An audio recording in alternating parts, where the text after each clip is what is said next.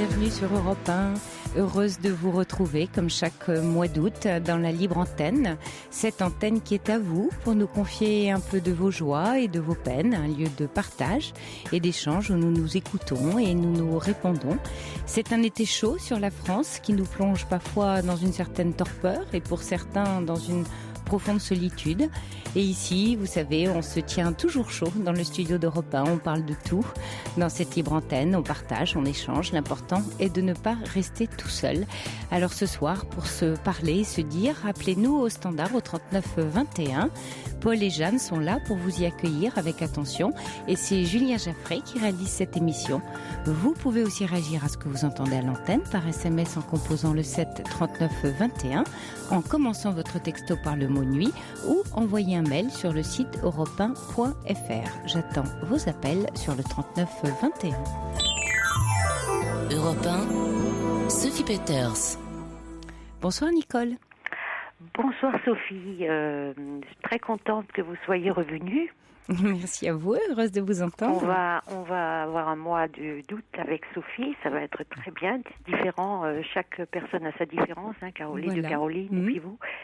Alors moi j'avais appelé vendredi, j'ai été prise là de surprise tout à l'heure avec le téléphone qui a sonné, parce qu'il y a Paul qui est venu à l'antenne, ouais. Et toujours avec sa gaieté et sa gentillesse. Alors moi j'étais passée à l'antenne avec chez vous il y a 3 ans, plus de 3 ans, où il y avait à l'époque, il y avait eu un gros clash je suis une mamie qui a 64 ans. Oui. J'ai une fille qui en a 42 et qui a un mari et j'ai 2 petits-fils, un de 15 ans et un de 12 ans. Oui. Donc il y avait eu à l'époque ce gros clash où il a failli y avoir des morts, enfin c'était très très grave. Ou c'est votre gendre qui allait pas bien, oui, c'est ça? Oui, c'est mon gendre qui n'allait pas bien du tout oui. et donc, mais le temps a fait beaucoup de choses aussi, 3 ans c'est beaucoup. Donc il y a eu, je me rappelle, c'était, je ne me rappelle plus maintenant la dame, peu importe, qui avait dit que je devais lâcher les baskets et ça avait tilté quelque part. Oui. Et effectivement, c'est très bon de prendre de la distance. Oui, vous avez raison. Oui, c'est vrai, Nicole. Et moi, j'ai énormément appris dans cette période sur moi-même, sur l'autre, parce que ça m'a permis de... C'est difficile de le vivre. Oui. Mais les expériences, ça passe souvent par des difficultés aussi. Oui, vous avez tout à fait raison. C'est très juste. Donc, cette période difficile, et en même temps, j'ai survécu puisque je suis toujours là. Oui. A fait que j'avais vraiment plus de contact et entre-temps il y avait quand même ma mère je suis issue d'une famille où il y a que des femmes. Ah oui.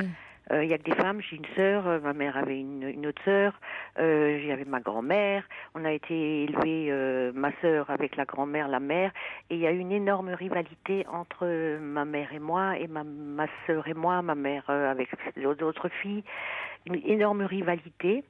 Entre sœurs ou entre mère et fille mais une rivalité qui allait jusqu'à dans la sexualité, De la séduction, vous voulez dire? De la séduction, oui. Oui, je comprends. Oui, dans le côté séduction.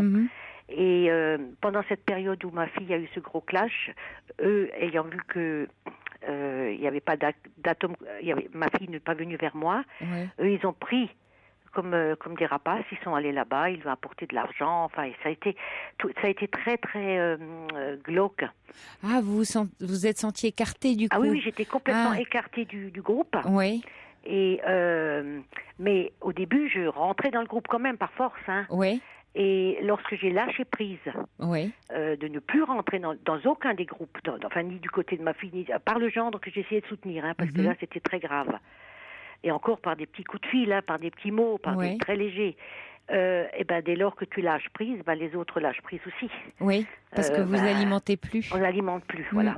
Donc tout ça fait partie de ce travail que j'ai travaillé, mais sans psy cette fois-ci. Bravo Nicole, c'est courageux. Parce que j'ai fait 10 ans de psy il y a très longtemps, mais je veux dire que là, je l'ai fait avec des amis aussi, des gens quand même, pas toute seule, mais je veux dire sans professionnel, voilà.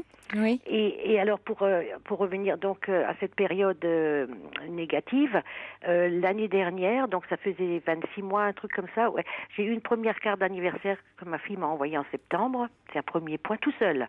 Et puis, ce Noël-là, le 26 décembre, j'ai lancé un petit SMS à ma fille, pour la première fois, au bout de tout ce temps, pour demander, en disant qu'il y a des cadeaux qui sont prêts pour les enfants, et elle m'a répondu qu'elle viendra avec les enfants. Et elle est venue le 26 décembre 2012. Ah, extra. Ouais. Bon, ça a été quelque joli chose. Cadeau. C'était un superbe cadeau. Bon, il y a eu bon, il fallait rentrer elle aussi. Hein, c'était pas évident pour elle non plus. Mais on s'est juste serré dans les bras sans parole, ma fille et moi. Et les enfants, c'est toujours plus libre. Enfin, ça va. Et ils sont restés pas très longtemps, mais c'était la première. Allô ? Oui, je vous entends. Oui, c'était donc cette première rencontre qui a été faite en décembre. Et mon petit-fils, le grand, il a eu un smartphone. Et donc, moi, j'ai juste un petit téléphone portable. Et ce qui s'est passé, c'est que donc ils sont encore partis au cinéma. Après, ils sont revenus chercher des gâteaux. Mais ça s'est passé. C'est un petit peu comme un mirage, hein. Oui, un peu assez fluide, assez léger finalement. Oui. Et 4 mois après, il y avait mon petit-fils, l'aîné toujours je parle beaucoup de cet aîné parce que je l'ai eu pendant 6 ans. Une fois par mois, quand je travaillais encore, j'étais très très proche avec ce petit qui a grandi entre-temps. Hein. Et l'autre aussi, ils sont tous les deux adorables. Mais donc 4 mois après, il y a eu l'anniversaire du grand, où j'ai été conviée pour retourner la première fois dans leur maison. En avril, donc là. En avril de 2013. Voilà. Hein? Et là, il y avait effectivement ma mère, ma sœur et tout ce petit monde. Oui. Et ma fille jouait à la victime là-dedans, comme si c'était Cendrillon. Par rapport à vous ? Oui, mais par rapport à par rapport à tout ce qui était là. Oui. Vraiment la pauvre petite fille attristée et tout ça. Je donne cette précision parce que 1 mois après, il y a eu une confirmation de ce grand petit-fils. Et là, ma mère et ma sœur n'étaient pas là parce qu'ils étaient partis. Et ma fille, c'était vraiment ma fille que je connaissais, qui était détendue, qui était agréable. Il n'y a pas beaucoup de paroles depuis, hein. Mais donc moi je pense qu'il y a une emprise aussi. Sans doute. Par rapport à ma mère, ma sœur, mais tout ça. Mais je le laisse de côté quand même, je fais que constater. Oui. Et donc voilà, alors depuis donc tout ça, donc on est au mois d'août maintenant, mais mon petit-fils, depuis le mois de décembre, il m'écrit des SMS pour tas de trucs. Il a 15 ans. Moi je me suis dit, il va pas m'écrire mamie, hein, il a les copains, Mais dès qu'il a un petit souci, quand il a fait son brevet, quand il était à l'hôpital il s'était foulé, je sais plus, il était à l'hôpital, je t'écrirais tout. C'est comme s'il y a un lien qui s'était recréé. C'est joli, oui, mais ce qui prouve, vous voyez, que les années où vous êtes occupé de lui, vous voyez comme lui cherche à... Ça veut dire que le lien était très fort à ce moment-là. Là, il est adolescent. Oui. Et vous savez, dans l'adolescence, c'est un moment à la fois, puis à la fois on est très grand et très petit à la fois, hein, voilà. Oui. Et du coup, il retrouve quelque chose de ça avec vous. Comme un tuteur, comme un arbre, enfin une petite plante où on met un refuge. Enfin. Oui. Puis vous êtes très importante parce qu'il peut. Étonnée parce qu'au début, les premiers 8 jours, bon, j'ai dit c'est nouveau, hein. Mais là, on est au mois d'août. Là, il me raconte. Enfin, et alors quand il a des petits soucis, quand il est allé à l'hôpital, c'était incroyable. Alors, ils mettent pas beaucoup les garçons, hein. Ils mettent 2 mots. C'est vrai. Après, toi, tu écris, tu veux savoir et tout ça. Mais des échanges, des fois, de 1 heure. Ah, c'est extra. Et quand j'envoie un petit truc, 2 minutes après, il y a déjà une réponse. Ça signifie beaucoup de choses. Hein. Il a 15 ans. Et c'est comme si... je sais pas, enfin bon, là, c'est vraiment un cadeau. Ah oui. Sans doute aussi qu'il a avec vous un lien différent forcément de celui avec sa maman, et il trouve quelque chose d'important. Voilà, sans doute. C'est peut-être plus facile pour lui. Il y a quelque chose de plus facile. Quand il était petit, parce que déjà c'est un garçon, c'était le premier garçon quand il est arrivé sur Terre. Pour moi, j'ai crié dans le quartier que je suis mamie d'un garçon. Ça, c'est peut-être intéressant, Nicole. Vous voyez que peut-être que ce qui sent ce garçon-là, c'est que vous donnez cette place au garçon dans la famille qui est une famille de filles. Oui. Et sans doute que peut-être qu'il ressent ça avec vous, cette possibilité d'être le garçon. Il y a ça, et puis il y a aussi tout le travail que vous venez de faire toutes ces années, comme vous parliez très joliment de lâcher prise. Il sent peut-être chez vous une certaine sagesse, une certaine distance qui lui va bien au moment où à l'adolescence on est un peu chahuté par les besoins des adultes, les projections des parents. C'est pas un âge facile. Oui, parce qu'il ne devait pas non plus comprendre pourquoi il y avait tout cette... Enfin, il devait voir et pas savoir, pas comprendre. Enfin, il y avait cette distance. Bien sûr. Et après, maman qui est quand même venue 3 ans après, où ça c'est... Et l'invitation de cette fameuse confirmation, c'était... Parce qu'un an avant, il a fait une communion. Et là, il y avait ma sœur, donc en 2012. Et vous n'y étiez pas? Non, il y avait juste ma sœur, ma mère, les parents et son frère. Et il paraît que, alors là, il s'était levé de table et il a dit que l'année d'après, il fait sa confirmation. Enfin, bon, il invite mamie un tel, enfin tout le truc. Et cette confirmation, moi, j'ai été opérée des yeux et cette confirmation avait lieu un soir. Et c'était à 50 km d'ici, et je lui ai marqué, mamie, moi je peux pas conduire la nuit. Hein. Il a dit, mais on va chercher, je vais aller à la cave avec papa, on va chercher des machins. Enfin, il écrivait des SMS, il voulait absolument que je vienne. Hein. Il m'aurait cherché, je sais pas. Finalement, j'ai pris une petite chambre d'hôtel dans le village parce qu'il faisait mauvais temps. J'ai eu la chance d'avoir tous des petits cadeaux, ça. Ah oui, mais vous avez aussi, vous voyez, fourni ce qu'il fallait pour recevoir les cadeaux. C'est ça que vous nous racontez aussi, Nicole. Vous voyez, malgré vos yeux, vous avez accepté d'y aller. Vous êtes restée accueillante et ouverte à la possibilité de recevoir le cadeau. Oui. Le cadeau, il vient aussi parce qu'on a la capacité de l'accueillir et de le recevoir. Peut-être, oui. Vous voyez ? Ah oui, on le sent pas comme ça. Hein. Oui, ça vient de vous aussi, ce cadeau. Parce qu'on a toujours l'impression qu'il tombe du ciel. Hein. C'est à la fois un peu vrai, mais c'est aussi parce qu'on est capable de le recevoir et de l'accueillir et de le regarder comme tel que ça en devient un cadeau. Il y a d'autres gens pour qui ça n'en serait pas un ou qui le verraient pas. Vous auriez pu vous dire, vous auriez pu vous dire, ah bah non, je viens de me faire opérer des yeux, là je suis fatiguée, oh non, j'ai pas l'énergie pour. Vous voyez? Oui. Alors là, vous avez senti le désir de votre petit-fils, vous avez voulu être dans ce lien-là, et vous avez accueilli sa demande. Oui. Vous l'avez accueilli. Et alors le comble, c'était que je prends la voiture, je prends tellement peu, j'arrive sur l'autoroute, bouchon 7 km. 7 km de bouchon, machin. Et vous savez ce que j'ai fait? Je suis partie, au bout d'un moment, j'ai quand même resté 1 kilomètre. J'ai envoyé un SMS à mon petit-fils, mais dans la voiture, il y avait du soleil, et en lui disant, bouchon, arrive en retard, arrive quand j'arrive à l'église, gardez-moi une place. Et puis, quand j'étais dans ce fameux bouchon, j'ai dit, jamais de la vie, hein, j'étais déjà partie un peu à l'avance, mais j'avais pas une marche suffisante, je serais pas à l'heure. Mais lui m'avait répondu, mais j'avais pas lu, hein, j'étais très énervée quand même. J'ai pris la route, j'ai pris le côté de la descente interdite, là, j'ai regardé s'il n'y a pas de flics et machin, et j'ai roulé les 7 kilomètres, j'y suis arrivée à l'heure à l'église. Et quand il m'a vu, mais moi j'avais pas vu sa réponse, hein. Quand il m'a vu, il a ouvert des yeux comme une soucoupe. En se disant, mais qu'est-ce que ça fait? Comment t'es venu?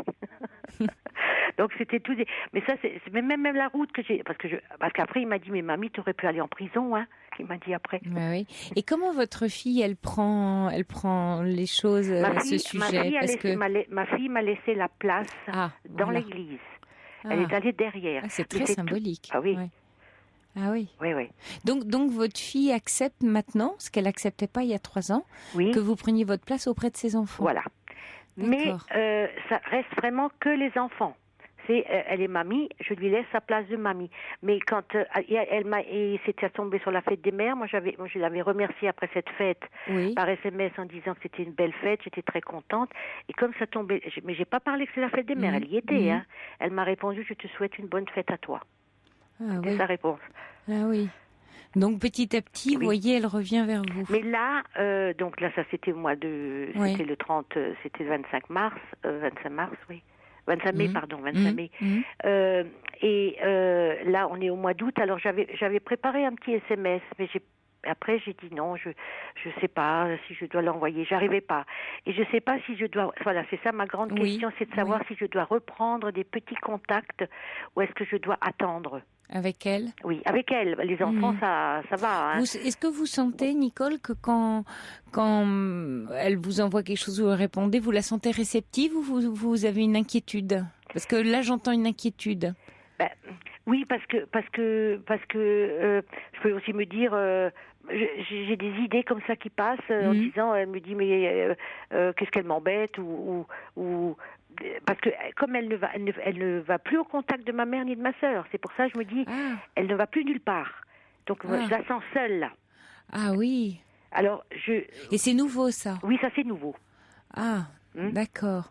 Et vous avez pu en parler avec elle? Comment vous l'avez su qu'elle allait Non, plus? mais de temps en temps, j'ai quand même ma mère pour demander, elle a 85 ans, pour demander comment elle va. Oui. Et il y a des nouvelles. Enfin, elle dit je vois personne, donc je l'entends aussi. Et puis ma sœur, elle est partie de toute façon pour 7 semaines, donc il n'y a pas de contact. Elle est en Grèce. Et vous êtes loin l'une de l'autre, Nicole? C'est 60 km, mais ça met 1h30 pour y aller avec les bouchons. Oui. Ouais, et c'est possible, si vous savez qu'elle est seule, je sais pas ce qu'elle fait cette semaine, ou d'envoyer un petit SMS en disant est-ce que tu es disponible, on pourrait se voir, je viens, tu viens. Non, c'est compliqué ça. Ouais. Ah d'accord, ça c'est compliqué. Oui. Parce qu'il n'y a pas un cadre, il n'y a pas un cadre de réception. Non, pas tellement, parce que ils sont nouveaux ensemble dans le couple, mais il y a pas. Mais je veux dire que il y a pas de revenus. Attendez, ils sont nouveaux ensemble dans le couple, donc ça correspond aussi à votre retour. Non, dans l'histoire. Ils sont revenus ensemble beaucoup. Ils sont revenus ensemble au bout de 8 mois. Elle est revenue. D'accord. Parce qu'elle n'arrivait pas financièrement. Ma fille n'arrive pas à s'auto.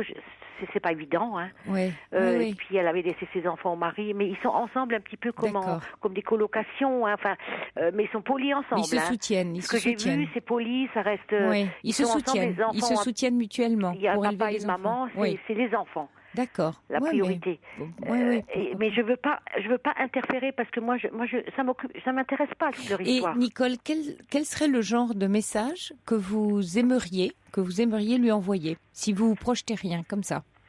Qu'est-ce que vous aimeriez envoyer là demain? Moi, j'avais écrit sur un petit bout de papier, Cathy, un petit coucou. J'ai échangé quelques SMS avec Pierre. Mais toi, comment vas-tu? Et comment vis-tu cet été très chaud? Je pense bien à toi. Bisous, ta maman. C'est extra, Nicole. Et qu'est-ce que vous en pensez de votre message? Mais après, j'ai passé le pendule dessus. Il m'avait dit non, alors... Vous me faites rire, Nicole. Ah oui, mais le pendule, il a peut-être un peu chaud, Nicole, non? Alors, je me suis dit... j'étais même étonnée avec ce truc-là. Et j'ai dit, bon. Et bien, j'ai gardé le papier. Est-ce que le pendule, il parle pas de votre peur, plutôt? Vous savez, souvent, dans la voyance, soit le pendule ou autre chose... Moi, j'avais posé la question, c'est bien d'envoyer ça. Ouais. Et puis, peut-être qu'il a senti ma peur. Peut-être qu'il a senti. Moi, je pense que vous voyez, dans tous ces phénomènes de voyance, souvent, on provoque... en fait, il nous répond au fond de ce qu'on ressent. Et que peut-être, en fait, vous étiez un peu dans la crainte. Et qu'il a dit, non, si elle a peur, il faut pas qu'elle le fasse. Mais moi, juste à distance, vous voyez, dans ce que vous me racontez, ce que je trouve joli, c'est que vous le tenez au courant en tant que maman de vos échanges avec son fils, que je trouve très respectueux de votre part. Vous voyez, de dire j'échange, voilà. Mais toi, comment vas-tu? Comment vis-tu cet été chaud? Je trouve ça à la fois léger et c'est un SMS pas intrusif. Non, et c'est un SMS qui prend soin d'eux. Vous voyez, c'est bien un SMS de maman. Ouais. Moi, je le trouve très beau. Je l'ai gardé, c'est pour ça que je l'ai pas acheté. Oui, vous avez bien fait. Il est là, je l'ai gardé et je sens il y a une hésitation, mais je sais que peut-être qu'il partira. Mais il faut un moment, quand tu prends le téléphone, tu dis maintenant je le lance. Oui.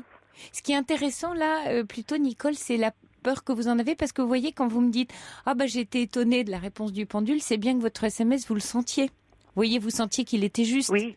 Donc en fait, faites-vous confiance là. Vous voyez, ça a toujours quand même bien fonctionné quand vous vous faites confiance. Oui. Vous voyez, remettez pas ailleurs votre confiance. Votre confiance, elle est bien en vous. Ça fait 2 ans, 3 ans que vous faites un travail sur vous toute seule, en vous faisant confiance, en vous écoutant. Vous voyez, en prenant, comme vous dites très justement, et c'est joli, appui sur des amis en parlant, mais vous avez un joli questionnement qui vous crée de la confiance et de l'estime de vous. Gardez bien ça. Oui. Et allez-y. À la limite, c'est quoi le risque? Oui, à l'instant, quand vous étiez en train de dire ça, je voulais dire, mais qu'est-ce que je risque? Oui, voilà. C'est ça la question. En même temps. Oui, c'est la question que je me posais. Qu'est-ce que je risque? Après tout, qu'est-ce que je risque?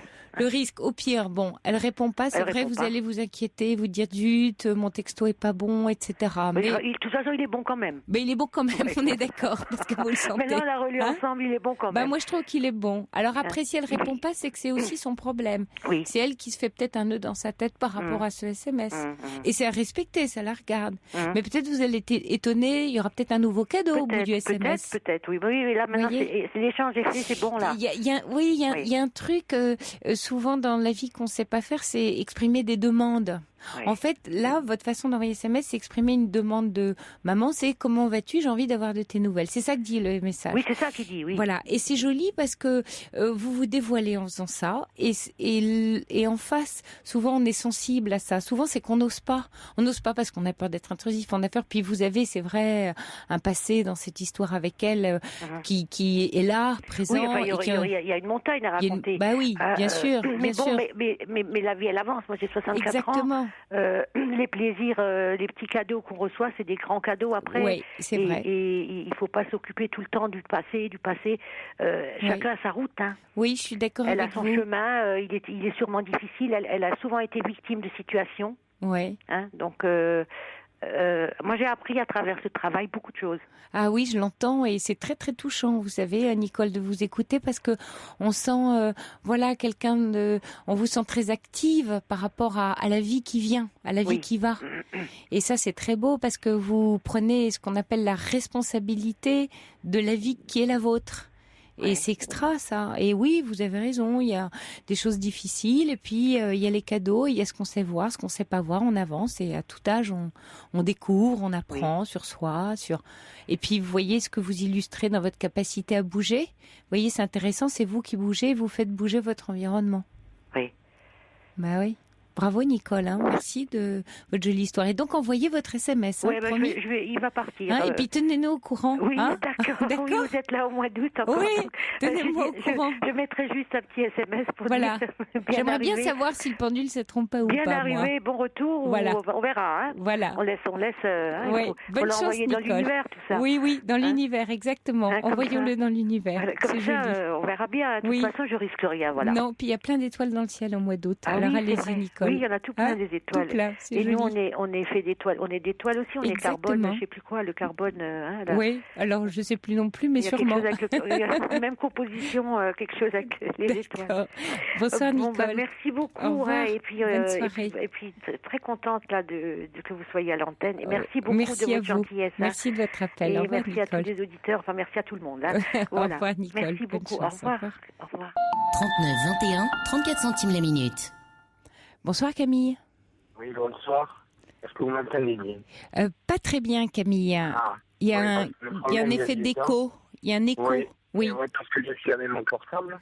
Oui. Et voilà. Et vous n'avez pas un fixe pour nous appeler, Camille? Non, le problème, c'est que j'ai ma femme qui vient d'arriver à la maison. Et donc, c'était un peu personnel.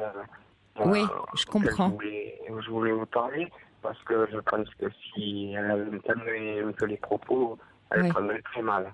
Écoutez, on vous entend, Camille, donc on reste ensemble, et puis on va essayer de vous aider un peu et de vous écouter, puis on verra comment se passe la communication, d'accord? Voilà, parce que je suis vraiment perdue. Oui, j'entends. Voilà, j'aime beaucoup ma femme. Oui. Donc, je vous explique en deux mots. Oui. Je vais essayer de faire court. Oui. Voilà, en 2008, j'ai eu une grosse dépression. Beaucoup dû à cause de mon travail auquel j'ai eu une pression par mon chef. Oui. Auquel j'ai gardé beaucoup sur moi. Oui. Bon, déjà dans la vie de couple, c'était assez difficile parce que ma femme a eu un passé assez pénible. Oui. Donc, le côté familial, bon, je vous explique un mot. Son père a divorcé, sa mère est partie, l'a laissé. Oui. Et moi, j'ai entrepris au début que j'étais ensemble des recherches pour retrouver sa mère. Oui. Donc, on a retrouvé sa mère, mais on l'a vu, mais il n'a pas eu tellement une grande... il y a eu des émotions, mais il n'y a pas eu... Ben oui, le lien avait été abîmé, un peu rompu. Le lien était interrompu. Donc, voilà, nous, on a fait notre vie. Nous avons fait un premier enfant qui aujourd'hui a 16 ans. Oui. À ce moment-là, tout se passait bien. À un moment donné, je ne sais ni pourquoi ni comment, ma femme a pris mon fils avec elle dans le lit. J'ai essayé de un peu discuter avec elle, mais il n'y avait pas moyen. Donc je me suis retrouvé isolé. Bon, pendant ce temps-là, je me suis travaillé. J'avais des problèmes aussi dans mon lieu de travail. Voilà. Donc, Est-ce que Camille, vous pensez pas que votre femme, qui a un peu ce qu'on appelle un syndrome d'abandon, s'est sentie abandonnée par le fait que vous alliez pas bien, justement? Elle avait du mal à assumer votre mal-être. Voilà, bon, avec le sien. Après, on s'est remis, c'est venu un peu naturellement, sans trop d'efforts. Je l'ai aidé beaucoup, ma femme, il faut dire que j'ai fait beaucoup de choses à la maison, donc je me demande beaucoup. Ma femme, Dominique, moi je suis fonctionnaire, je travaille dans la cuisine, pour les enfants, pour les écoles. Ma femme, elle était auxiliaire de vie. Elle a toujours considéré que j'avais un travail plus facile. Ah Camille, on vous entend plus. Bah écoutez Camille, je pense que vous nous appeliez d'un portable qui, si ça se trouve, a flanché, a plus de batterie, mais de toute façon, bon, on vous entendait vraiment pas bien. Écoutez Camille, si vous nous entendez, mais sinon Paul ou Jeanne au standard vont vous rappeler. On essaiera de vous avoir demain, tranquillement, d'une ligne fixe. On prendra le temps de se raconter. À demain, j'espère Camille. Sophie Peters sur Europe 1. Bonsoir Patricia. Oui, bonsoir Sophie. Voilà, merci d'être à mon écoute. Plaisir, oui. Voilà, il y a 2 semaines, j'avais une relation avec une personne que j'avais rencontrée sur Internet. Oui. Voilà, cette relation a duré 3 mois. Tout se passait très très bien, mais vraiment bien. On était à une distance de 80 km. Oui. Voilà, donc on se voyait tous les week-ends. Il venait également une fois par semaine chez moi. Il m'appelait plusieurs fois par jour. Je dis bien il m'appelait. Oui. Vraiment, tout allait très bien. Mm-hmm. Et voilà, il y a 15 jours, j'ai reçu un texto, un SMS, me disant que voilà, qu'il préférait donc arrêter la relation parce qu'il ne voyait pas d'issue et qu'il y avait trop de suspicions qu'il y avait trop de suspicions entre nous. Alors, pourquoi des suspicions? Je vais vous dire pourquoi. Parce qu'il était c'est une personne qui avait été mariée pendant plusieurs années, voilà. Ensuite, qui avait divorcé il y a 2 ans, et puis il a été avec une autre personne. Mm-hmm. Voilà. Donc il avait demandé le divorce pour pouvoir s'installer avec cette personne, mais quand même en parallèle déjà, il a eu trompé son épouse pendant plusieurs années. Son épouse, la personne qui était son épouse. Voilà. Donc et après, il a rencontré la dernière personne avec qui il a eu vécu pendant une année environ. Oui. C'est pour cela qu'il avait demandé le divorce. Et c'est cette personne-là qui n'arrêtait pas dès qu'elle savait qu'on était ensemble, elle n'arrêtait pas de l'appeler à numéro privé. Elle m'appelait également sur mon portable à numéro privé. Et vous la connaissiez? Je l'ai vue une fois, malheureusement, parce qu'elle avait été très excédée quand elle avait vu qu'il était avec moi. Lui, il m'avait dit qu'elle était au courant que... Mais que c'était fini entre eux ou... Oui, il m'avait dit que c'était fini entre eux. Voilà. Et qu'il ne reviendrait plus jamais avec cette personne. Oui. Voilà. Donc moi, je l'ai cru, évidemment. Je pense pouvoir le croire, de toute façon. Et elle, pourquoi elle vous a contacté? C'est étrange. Alors, c'est un peu compliqué. Moi, elle m'a eu contacté parce que cette personne travaille pas loin de vous. Non, pas loin de moi, mais la personne travaille chez un opérateur téléphonique. Donc elle a retrouvé votre trace, enfin, c'est ça que vous voulez dire. Elle a réussi à trouver, voilà, ça que je voulais comprendre. Voilà. D'accord, mais pourquoi elle voulait vous contacter? Qu'est-ce qu'elle avait à vous dire? Elle voulait me dire comment il était. Oui. Et quoi? Et c'était une mise en garde? C'était quoi? Alors, je ne sais pas comment je pouvais le ressentir finalement, si c'était une mise en garde ou si c'était de la jalousie. Oui, c'était quoi son propos? Son propos, c'était de me dire faites attention parce que en plus il est avec moi, je comprends pas pourquoi il est avec vous. Mais je ne la connaissais pas moi, mais je dis mais qui êtes-vous? Et comment elle vous a trouvé en plus? Comment elle a su qu'il était avec vous? Vous voyez, c'est ça qui est étrange. Comment elle a su? Oui. Parce que lui, il avait dit qu'il avait rencontré quelqu'un. D'accord. Et vu qu'ils cohabitaient, donc ils ont vécu ensemble pendant 1 an, et que l'homme que j'ai rencontré travaille chez un opérateur téléphonique, d'accord. Donc, elle avait un forfait. Son forfait du portable était relié au forfait du fixe que cette personne avait. Mmh. Donc, elle avait connaissance, si vous voulez, des personnes qui l'appelaient. Ah, ok. Il n'avait pas fait la rupture de ce contrat. D'accord. Donc, elle est allée fouiner, fouiller, d'accord. Okay. Et elle s'est rendue compte, elle a vu, donc, il appelait plusieurs fois mon numéro de téléphone. D'accord. Vous lui avez dit à lui qu'elle vous avait contacté? Ah oui, bien sûr. D'accord. Donc, vous avez pu en parler. Et quelle a été sa réaction à lui? Sa réaction à lui, il m'a dit ça ne m'étonne pas parce que tout simplement, c'est une personne qui se débrouille pour tout savoir sur les autres, hein, qui arrive à faire un pédigré très rapidement. D'accord, donc il n'était pas étonné? Non, il n'était pas étonné. D'accord, mais donc il avait confiance, il y avait une relation de confiance entre vous si vous avez pu en parler?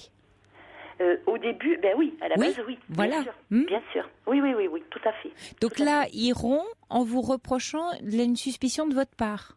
Voilà, tout à fait. Et sur quoi il se base là pour le coup, alors qu'il y avait une confiance justement par rapport à la suspicion de l'autre femme? Alors, il se base sur le fait que, si vous voulez, moi j'étais... alors tout le week-end, quand elle lui envoyait des textos, il fallait voir les textos quand même, hein. C'est vrai que c'était assez... il me les faisait voir, hein. Ah ouais? Le week-end en tout cas.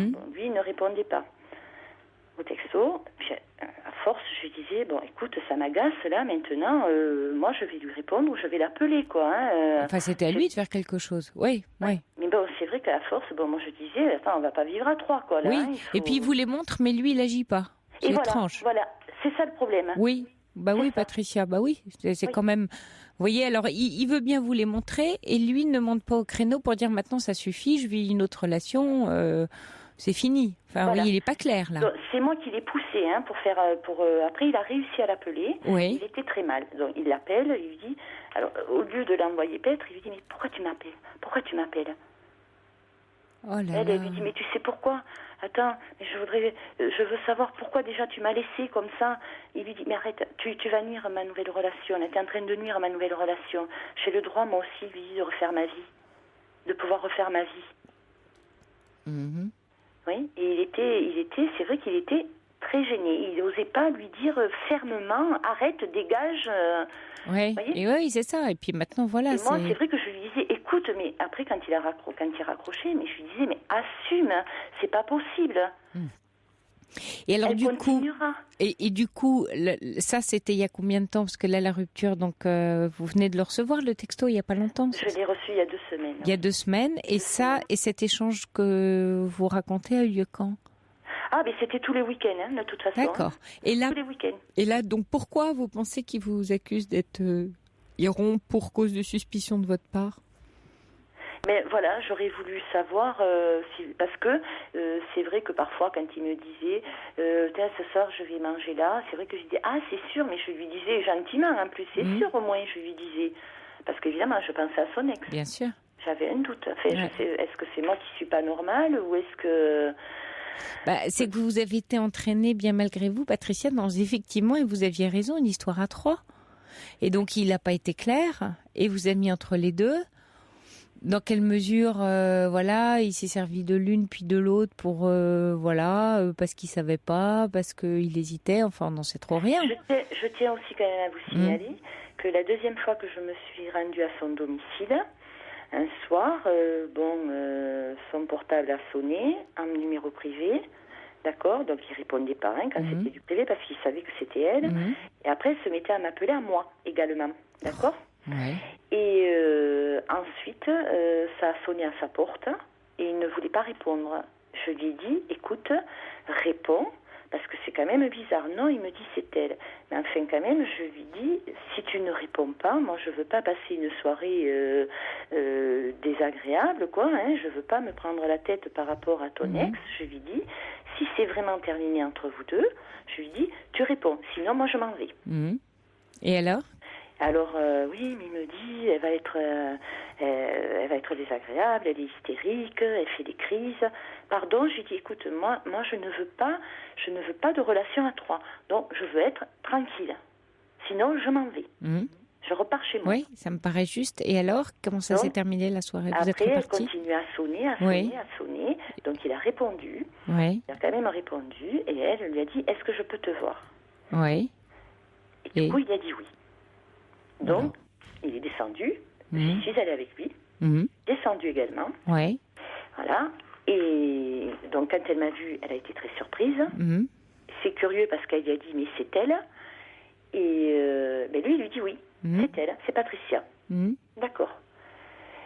Et alors elle lui dit, oui, pourquoi ce matin tu m'as envoyé un SMS ce matin pour me dire que tu ne viendrais pas à l'heure prévue? Pourquoi tu m'as fait ça? Tu m'as dit que tu allais aller travailler chez ton fils, alors que tu étais OK pour tu me proposais qu'on se voit lundi soir. Alors là, moi, j'ai de suite dit désolée, mais bon, il était avec moi ce matin, donc je vois pas, c'était prévu qu'il soit avec moi. Donc, et on était ensemble là. Oui, pourquoi tu me mens alors? Pourquoi tu as annulé 20 minutes avant notre rendez-vous? Oh là là, et tout ça devant vous? Oui, devant moi, elle a fait ça. Et oui. vous avez... Et ensuite, et après, il lui dit, écoute, tu le sais, c'est terminé entre nous. Et il se retourne vers moi, il me fait une bise sur la bouche, un bisou sur la bouche. Elle a eu une réaction très violente envers lui. Elle l'a giflé, elle l'a griffé. Oh là là, ouais. Oui. Voilà. Et elle faisait que dire, c'est pas à vous, madame, que j'en veux, c'est pas à vous, c'est à lui, il faut que vous sachiez comment il est. Bon, bref. Ça, c'était donc au début, 10 jours après notre rencontre. Oula. Et ça vous a pas fait fuir, Patricia? Ça m'a fait un peu peur. Parce que je lui ai dit, pour qu'elle soit excédée comme ça, c'est qu'il y a quelque chose. Ben oui. Et lui me disait non. Non, depuis le mois de janvier, c'est terminé. Elle ne l'admet pas. Et elle me disait à moi, oui, je prenais des après-midi pour être avec lui. Elle l'admet pas parce qu'il est pas clair. Il laisse tout le temps un espoir, il lui répond, il est... Vous voyez? Comment vous voulez admettre quelque chose qui n'est pas clair et net? Enfin bon, donc ça vous a pas fait peur. Au bout de 10 jours, vous continuez. Donc j'ai continué. Le lendemain, nous avons été au commissariat déposer quand même une main courante pour signaler. D'accord. Après, elle m'a envoyé un SMS d'excuses le lundi. Voilà. En me disant que tout ce qu'elle avait dit donc, sur cette personne, c'était vrai. Qu'elle ne voulait surtout pas passer pour une menteuse. Elle m'a dit, je voulais vous mettre en garde. Voilà. Mais après, le problème, c'est qu'elle continuait, malgré ça, à continuer. Pendant 15 jours, elle s'est arrêtée. Et Patricia, aujourd'hui, avec le recul, ok, il a envoyé un texto de rupture, c'était le 20 juillet, on est le 4 août. Vous vous sentez comment avec cette histoire? Vous vous tenez à cet homme-là? Oui. Pourquoi? Je vous dis oui, parce que il était vraiment... il était très proche de moi. C'était réciproque aussi. Oui. Parce que je vous dis, on se voyait tous les week-ends, en entier. Il venait même, vous voyez, on était à 80-90 kilomètres, voilà, l'un de l'autre. Il venait un soir dans la semaine, il repartait le lendemain matin au travail, comme moi je partais travailler aussi. Voilà, évidemment pas dans la même direction, lui dans sa ville et moi dans la mienne. Voilà. Et il m'appelait 6, 7, 8 fois par jour. Quand j'ai eu le texto de rupture le vendredi soir, j'étais chez lui, tout se passait très bien. C'était je t'aime, on se serrait très fort, on avait été au restaurant, mais vraiment tout se passait très bien. Il n'y avait même pas eu d'accrochage par rapport à son ex, d'accord? Et le matin, donc, lui est parti travailler. Donc on s'est dit au revoir, le bisou, et toujours pareil, je t'aime. Et le soir, par contre, le soir, c'était lui qui devait venir à mon domicile. Et là, donc, il me dit, bon, mais écoute, quand tu t'arrives chez toi, tu m'appelles. Donc j'étais restée à son appartement, j'allais me recoucher parce qu'il était parti tôt. Et donc effectivement, quand je suis partie de chez lui, arrivée à mon domicile, je fais le trajet.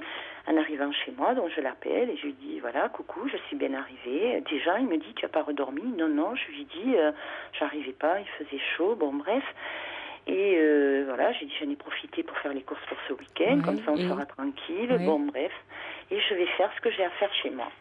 D'accord, bon, on parle d'une chose, de l'autre. Et puis, bon, il me dit, écoute, alors je te rappelle tout à l'heure, comme d'habitude, oui, puisqu'il m'appelait. Oui. Voilà. Après, il me dit, je t'embrasse, je te serre très fort, à tout à l'heure. Tout, mais vraiment. Et ça, c'était 11h le matin. Et à 16h10, je reçois un texto de rupture, me disant qu'il préférait arrêter là, parce qu'il y a trop de suspicions. Et moi, je suis restée, mais alors quand j'ai vu ce texto, j'ai cru que le ciel me tombait sur la tête. Ah oui, il y a de quoi pas comprendre. Et vous avez demandé, vous avez essayé de l'appeler, de lui parler? Il m'a mis également, il m'a marqué sur ce texto, dans l'avenir, je pense que dans l'avenir, les personnes que tu rencontreras, tu devras leur faire davantage confiance. Bisous. Ah. C'est un peu violent, hein, Patricia? Ah oui. Je peux Et est-ce que vous avez pu avoir au moins une explication, enfin, vous parler? Ensuite, j'ai voulu, quand j'ai vu ce texto, mais je me suis dit, c'est pas possible, il se trompe de personne. Hein. C'est pas possible. Il devait revenir le soir. Le matin, on s'était laissé très bien. Le soir, impeccable, tout allait très bien. On avait été au restaurant. Mais fait, il n'y avait rien. Le mercredi, on s'était vu le mercredi avant. Mais oui, je comprends. Ça va. Oui, Patricia, je comprends. Mais alors, depuis, est-ce que vous avez pu vous parler? Alors, donc, que je vous dise, moi, j'ai de suite essayé de l'appeler. J'ai essayé de l'appeler sur son téléphone. Impossible, il avait coupé le portable. Donc depuis le 20 juillet, Patricia, vous n'avez eu aucun contact avec lui? Là, par contre, oui. J'ai réussi à en avoir. Que je vous dise, donc, le 20 juillet, donc, j'ai essayé de l'appeler dès 16h20. Impossible de l'avoir. Je l'ai appelé sur son fixe. Impossible. Portable, impossible. Il ne répondait pas. Soit le téléphone était coupé, soit il ne répondait pas. Jusqu'au lundi soir, je suis restée sans nouvelles. Pourquoi le lundi soir? Du samedi au lundi, parce que c'est moi qui me suis déplacée à son domicile pour avoir une explication face à face. Oui, et du coup? Alors, j'ai eu l'explication face à face. Il m'a dit, oui, écoute, c'est comme ça. Bon, moi, c'est vrai que j'ai essayé de l'embrasser et tout, parce que franchement, je me dis, c'est pas possible, il y a eu quelque Patricia, chose. il nous reste 2 minutes avant le journal, donc j'aimerais pouvoir, vous répondre. Oui. Donc, on peut malheureusement pas entendre tous les détails, mais voilà, j'essaye de comprendre aujourd'hui que c'est quoi votre décision, vous en êtes où avec lui? Alors, ma décision, donc, c'est toujours moi qui l'appelle. Et il répond ou pas? Alors, il répond pas systématiquement. Il ne répond pas systématiquement. Mais on dirait, Patricia, qu'il joue avec vous comme l'autre femme a joué avec lui. Vous voyez? Il vous reproche ce qu'il a fait à l'autre. Vous voyez, l'histoire de suspicion, c'est comme décentré sur vous. Il y a un truc qui colle pas dans ce que vous me racontez. Vous voyez, c'est comme si, comme un jeu de chaises musicales, comme si tout s'était inversé. C'est l'autre qui était suspicieuse, mais il vous accuse de l'être. Il s'arrange pour que de nouveau vous lui courriez après. C'est quand même ce qu'il a fait avec l'autre. Mais il y a quand même des questions à vous poser sur cet homme-là, Patricia. C'est quand même étrange. Alors oui, il y a Mimi qui dit, n'aurait-il pas peur de son ex si bien qu'il est retourné avec elle? Il n'est pas retourné avec elle. Mais vous voyez, il y a quand même quelque chose qui est pas dans l'axe, Patricia, avec la façon dont il vous échappe et dont il vous fait faire un effort pour la relation. C'est comme si vous deviez fournir tout l'effort, là. Il y a un truc qui va pas. Comme si vous deviez vous déculpabiliser d'une faute que vous auriez faite parce que vous étiez suspicieuse. Vous vous rendez compte dans quoi il vous met? Oui, je comprends pas trop, là. C'est vrai que ça me... Vous voyez? Donc il faudrait que vous vous interrogiez sur à quoi vous tenez. Alors bien sûr, il y a tous les moments, les bons moments vécus. C'est vraiment, je vous assure que... Oui, j'entends, voyez, une forte séduction, un jeu de dupes, puis c'est pas positionné par rapport à l'autre. Enfin, il vous fait tourner en bourrique, cet homme-là, Patricia. Si vous laissiez un peu de distance là pendant l'été, puis vous laissez reposer les choses et voilà. Hein? Il est névrosé, fuyez, dit First Lisa. En tout cas, il est un peu spé, hein. Il est un peu spé, Patricia. Il est un peu, pardon? Un peu spécial. Oui, pardon, excusez-moi, ouais. Parce que là, j'arrête pas d'y penser. Bah oui. Je le dans la tête. Bah oui. Bon courage, Patricia. Hein? Vous me reprenez pas après le journal? Si, on se reprend parce que je vous sens pas bien. Donc, je vous retrouve juste après le journal, d'accord? D'accord.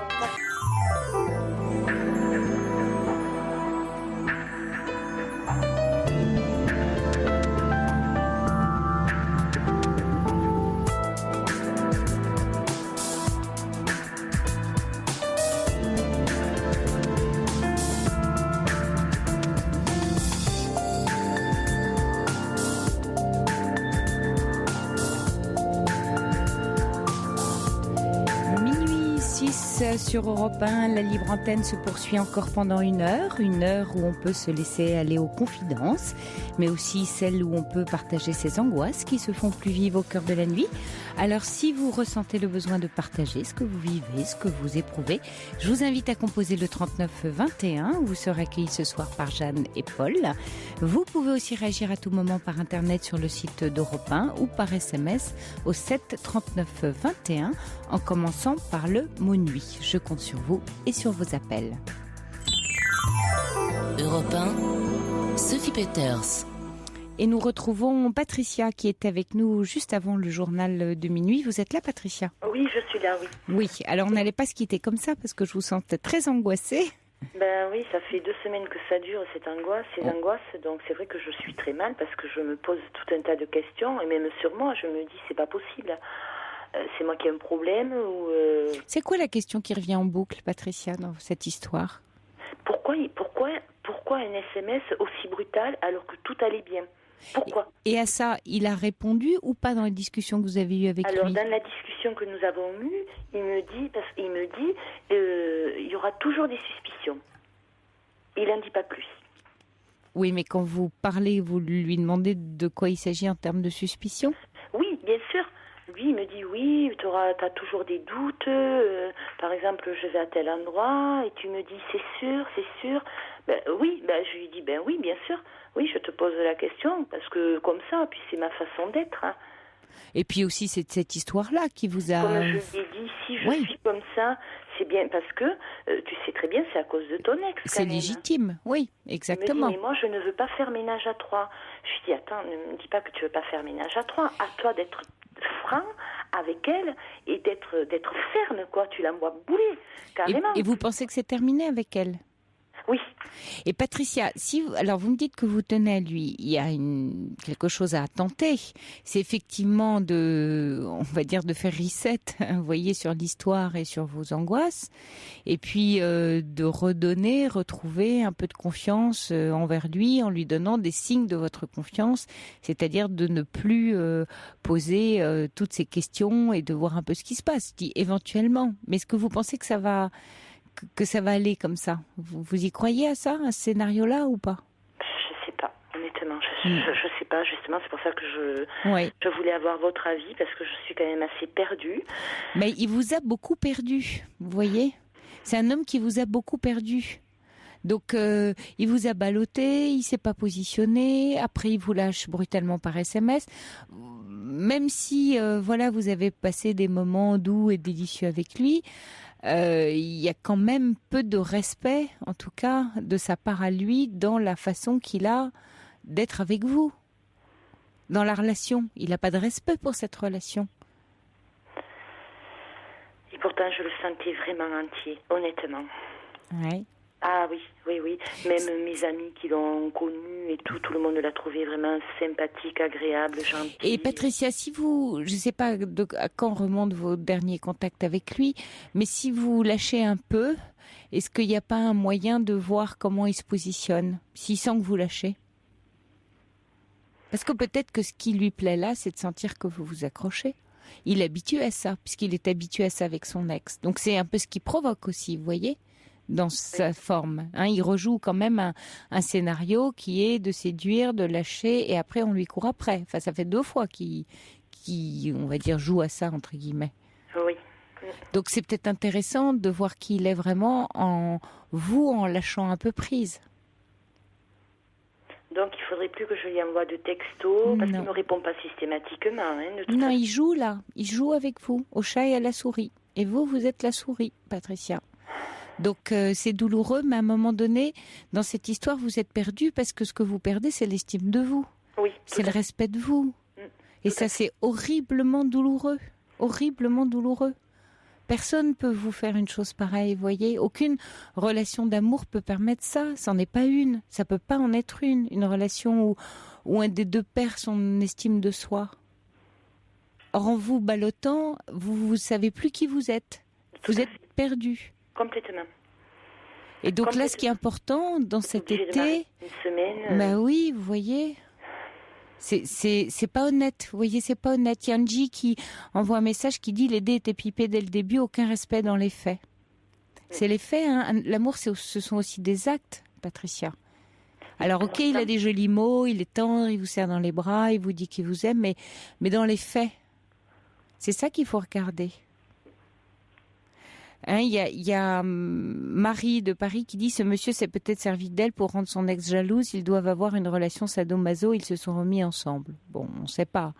On ne sait pas, mais ce qu'on sait là, dans ce que vous racontez, Patricia, c'est vous. Et ce qui est important, c'est vous. Et là, dans ce mois d'août qui débute, il faut que vous retrouviez quelque chose en vous, qui s'ancre en vous, parce que vous êtes centré sur la relation avec lui, donc sur lui, en attente des SMS, en attente. Et voyez, vous partez en vrille parce que vous vous perdez. Il vous perd. Et vous êtes ballotté. Et ça, c'est pas bon pour vous. Il faut que vous repreniez soin de vous. Et que vous interrogiez sur qu'est-ce qui est en jeu chez vous dans cette relation. Peut-être qu'effectivement, il paraissait sympa, les amis l'ont trouvé sympathique. Peut-être, voilà, vous avez 50 ans, vous vous êtes dit, ça y est, je me pose, j'ai trouvé une jolie relation, vous l'aviez cherché sur Internet. Donc, vous avez construit et vous avez mis beaucoup d'énergie, vous l'avez choisi, vous voyez. Vous avez dit, cet homme-là me convient. Et ça, quelquefois, on se piège dans l'histoire dont on a envie. En même temps, il n'y a pas de souci, c'est légitime, on est nombreux à faire comme ça.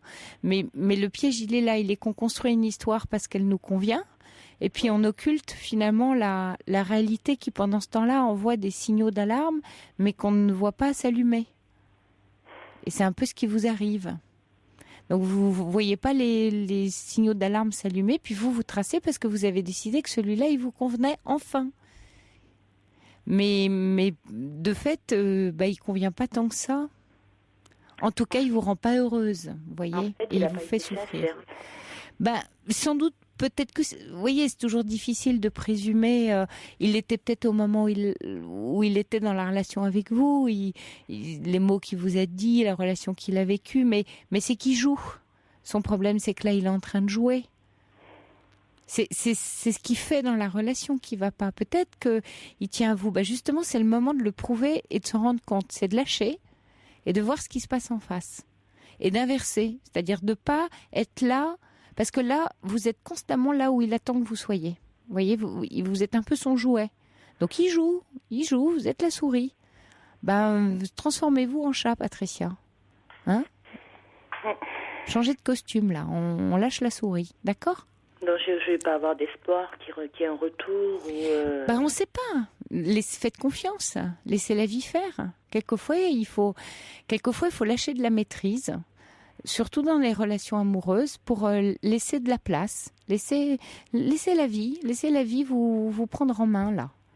C'est parce que là, vous voulez maîtriser la relation, parce que vous avez décidé d'y croire, vous y tenez, vous passez en force. Oui, parce que franchement, j'aurais jamais pensé. Jamais. Oui. Mais c'est pour ça que vous êtes bien accroché, et que en plus vous avez fait jouer un drôle de rôle dans la relation à trois. Peut-être qu'il s'est servi un peu de vous pour arriver à casser avec l'ex dont il avait peut-être un peu peur. Alors peut-être qu'effectivement c'est cassé, mais maintenant il vous reproche autre chose. Enfin, stop. Il me reproche de ne pas faire ménage à trois. De pas vouloir faire ménage à trois. Elle est bonne celle-là. C'est pas moi qui fais le ménage, qui l'ai créé ça, pas du tout. Je disais, mais imagine le cas inverse, quoi, que ce soit moi, une de mes ex qui m'appelle. Mais ça, vous me l'aviez pas dit. Il vous reproche de pas vouloir faire ménage à trois. Non. Il me reproche, il me dit, moi, je ne veux pas faire ménage à trois. Mais je dis, c'est pas moi qui fais le ménage à trois. Mais oui. C'est pas moi qui ai créé ça. Il vous reproche ce qu'il fait. Vous voyez, c'est un peu particulier quand même. Vous voyez, quand vous me le racontez, vous vous rendez bien compte que tout ça, ça tient pas debout. Et puis que, encore une fois, vous vous perdez. Alors, un conseil, Patricia, maintenant, vous profitez de ce mois. Je ne sais pas si vous partez bientôt en vacances. Si, je vais partir une semaine. Il devait venir le week-end en plus. Tant pis, qu'ils viennent pas. Partez plus tôt, ou je ne sais pas, vous pouvez, ou vous partez avec des amis. Non, je pars avec mes enfants. Bon, profitez bien, là, de la semaine de vacances. Profitez-en pour vous faire plaisir, pour passer des bons moments heureux avec vos enfants. Lâchez un peu votre portable, lâchez l'histoire. Vous allez peut-être faire une nouvelle rencontre. Vous en savez rien. C'est l'été, c'est les vacances. Et lâchez ça. C'est pas pour vous, là, pour l'instant. Et puis, si ce monsieur, il a décidé de bouger, il bougera. Mais vous, arrêtez de mettre trop d'énergie. Vous en mettez beaucoup trop, là. Et vous vous épuisez. Oui. Donc, reprenez des forces. auprès de vos enfants, passez des jolis moments et puis remplissez-vous d'amour avec eux, avec vous. Voilà, soyez heureuse de ce moment que vous allez passer et vous l'oubliez, vous lâchez et vous verrez ce qui se passe. Et là, vous saurez à qui vous avez affaire. D'accord ? Oui, c'est pas facile. Non, c'est pas facile. Surtout une rupture comme ça par SMS, mais Ben, ça montre vous voyez, ça montre le bonhomme. Ça montre le bonhomme quand même, vous voyez. Regardez bien qui il est. Et pas celui que vous aviez voulu voir. Vous êtes piégé dans le regard que vous avez voulu avoir sur lui. Et que vos amis ont eu, et tout ça construisait la jolie histoire que vous aviez envie de vivre. Parce que vous avez envie de vivre une jolie histoire, et ça c'est légitime, bien sûr. Mais c'est peut-être pas lui qui vous attend, c'est peut-être un autre. Donc lâchez, Patricia. C'est l'été, hein ? Amusez-vous. Les amourettes d'été, bonjour, j'en veux pas. Ah, mais non, on sait pas, allez. Allez, bon courage, Patricia. Hein ? Bonne chance et bonnes vacances à vous. Merci d'avoir été à l'écoute, je vous remercie. Bonne chance, Patricia. Beaucoup. Au revoir. Au revoir. Sophie Peters sur Europe 1. 39 21 34 centimes la minute. Et avant d'accueillir Jacqueline à l'antenne, Patricia, si vous nous écoutez encore, un message de Catherine qui vous dit « Laissez tomber Patricia, même si c'est difficile pendant quelque temps, vous n'aurez qu'à tant de douleur et déception avec cet homme. La vie est courte, gardez-vous disponible pour une rencontre plus saine. » C'est joli ça, de se garder disponible pour une rencontre plus saine. Merci Catherine. Jacqueline, vous êtes là ? Oui, bonsoir. Bonsoir Jacqueline. Bon, alors, je vous appelle parce que j'ai eu, on va dire, 4 relations dans ma vie importantes, mais qui se sont toutes soldées par beaucoup de douleurs, de souffrances. Et j'ai eu un parcours quand même assez marqué par les drames. Donc, j'ai fait un peu le point de tout ça. Dernièrement, il m'est arrivé, donc avec la dernière personne, ça s'est terminé par une mort. Et je vais vous résumer un peu mon parcours parce que je voudrais comprendre pourquoi voilà, je me retrouve face à ce genre de situation. Il y a certainement quelque chose chez moi et je voudrais que vous m'aidiez à comprendre. Alors bon, je vous résume le mieux que je peux. Voilà, j'ai été élevée par des parents qui étaient très en autarcie l'un avec l'autre. Donc, ma mère voulait un garçon, elle s'est retrouvée enceinte. Je suis une fille, elle a mal accusé le coup. Et vous êtes enfant unique, Jacqueline ? Excusez-moi. Et vous êtes enfant unique ? Je suis enfant unique. Oui, d'accord. Voilà. Donc, c'était pas simple. J'ai eu une enfance très isolée et je me sentais pas bien du tout. À 18 ans, j'avais des idées de suicide. Mes parents, mon père était corse, donc il avait un sens de l'honneur très aiguisé. Il fallait surtout pas sortir avec des garçons, parler à un garçon dans la rue. Bon, j'ai 65 ans, ça vous explique que quand même ça me ramène aux années 68. J'avais 20 ans en 68. Et à cette époque, on commençait à savoir ce que c'était que la liberté, mais moi non. Et puis donc pour fuir un peu ce climat qui était vraiment très pesant, la vie m'a mis sur mon chemin un garçon. Mon père m'avait amené au cinéma parce qu'il pleuvait. Sinon je sortais jamais seule. Il est revenu me chercher à la sortie et pendant la séance je me suis fait draguer par un garçon. Donc bien sûr j'ai été très attirée par ce garçon et en fait c'était un sale voyou. Il avait fait de la prison à 15 ans mais je l'ai appris beaucoup plus tard. Et en fait il était tyrannique, jaloux et à la fin on s'est fréquenté 4 ans. Vers la fin il devenait très violent. Donc j'ai fait une dépression nerveuse. Je suis partie en maison de repos. Il m'a relancé au retour mais bon il avait une autre nana avec qui il a eu un enfant. Et j'ai réussi quand même à m'éloigner de lui. J'ai appris, donc après j'ai rencontré mon mari, on s'est mariés. Et un jour en ouvrant le journal, j'ai vu qu'il faisait partie d'un réseau de proxénètes, avec sa photo dans le journal. Donc je m'en doutais, enfin son comportement m'avait laissé penser que, finalement, il était quand même assez méchant pour arriver à rentrer là-dedans. Ensuite, donc, entre-temps, avant d'apprendre tout ça, j'ai rencontré mon mari, mais je me suis mariée, j'étais pas amoureuse parce que j'avais 30 ans, je me suis dit, il faut quand même que je me case, que je fonde une famille, que j'ai des enfants. Donc, j'étais pas amoureuse quoi. où il était suffisamment gentil, bien avec lui. Ouais, d'accord. Et je me suis quand même mariée avec lui. Ouais. On a eu une première fille, ensuite une deuxième, et après que j'ai eu ma deuxième fille, il a commencé à avoir des troubles psychiques. Oui. Et après investigation, il s'avérait qu'il était maniaco-dépressif à l'époque, on disait, maintenant on dit bipolaire. Oui. Donc il faisait des séjours en HP tous les 3-4 ans. Oui. Ça a été très difficile pour moi, j'ai refait une grosse dépression nerveuse parce que je pouvais pas, il me faisait du chantage au suicide. Donc, oui, mais lui, il n'a pas été traité de façon après à vivre, parce que aujourd'hui il y en a. Si, mais c'était à chaque fois que je lui disais que je voulais le quitter, à chaque fois que je lui disais que j'en pouvais plus, que je voulais partir, que j'allais voir un avocat, il retournait en HP et voilà. Ah, c'était compliqué. Ouais. C'était très très très compliqué et après il s'est mis à boire beaucoup. Ouais. Il avait eu un père alcoolique. Donc il s'est mis à boire beaucoup et j'avais très peur parce qu'il devenait menaçant. Ouais. Il n'était pas violent, hein. Il s'est jamais montré violent, mais il me disait ça se terminera mal si tu me quittes, ça se terminera mal. Et bon, vu les expressions dans le regard qu'il avait, j'étais terrorisée. Et vous avez fini par le quitter quand même? Alors oui, mais ça c'est récent et donc ça a duré, on est restés ensemble 33 ans. Ouais. Donc on s'est mariés en 78. Et en 2004, j'ai rencontré un homme qui était très haut dans ma hiérarchie, il était au sommet de ma hiérarchie professionnelle. Et il s'est intéressé à moi à la suite d'un arrosage par la boîte. On a échangé, on s'est trouvé des tas de points communs. On s'est intéressé à beaucoup de choses, voilà, et il m'a mise sur un piédestal. Rien n'était trop beau pour moi, j'étais sa princesse. Il fallait que je faisais des cadeaux incroyables. Il m'emmenait en vacances dans des endroits luxueux.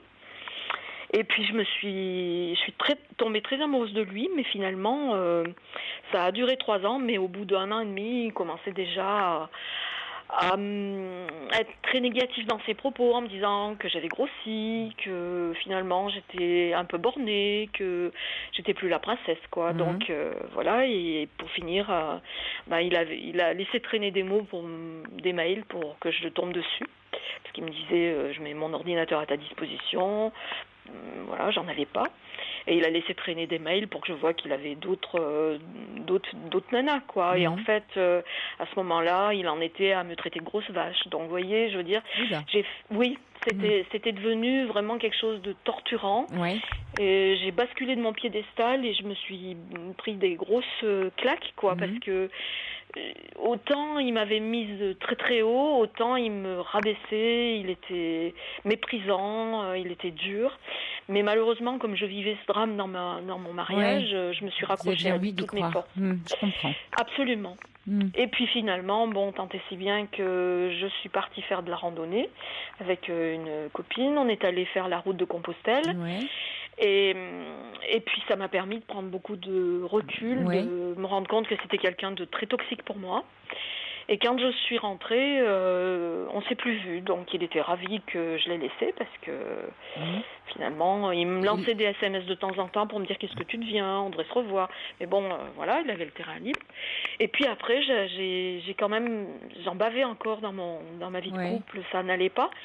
Et tout le monde me disait pourquoi tu vas pas sur Internet, voilà, nani nana. Donc en 2009, je suis donc allée sur Internet et là, j'ai tout de suite été accrochée par un type de mon âge, mais qui était très séducteur. Et qui m'a fait crouler sous les cartes virtuelles d'amour, sous les mots d'amour, sous les messages d'amour. Et qui a tellement bien su me parler et me persuader qu'il était follement amoureux de moi que j'ai complètement plongé là-dedans. Parce que ça faisait 60 ans que j'attendais qu'on me dise qu'on m'aime. Et donc, j'ai basculé dans cette histoire. Et puis, je me suis rendu compte que c'était vraiment un gars qui... Enfin, j'ai jamais eu de preuve parce qu'il a toujours nié, mais je sentais qu'il n'avait pas que moi.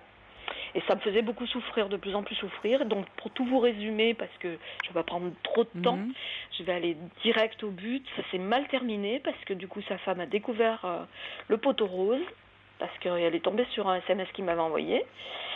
Et là, elle a appris qu'il y avait moi, qu'il y en avait d'autres. On s'est rencontrés, elle m'a dit tout ça.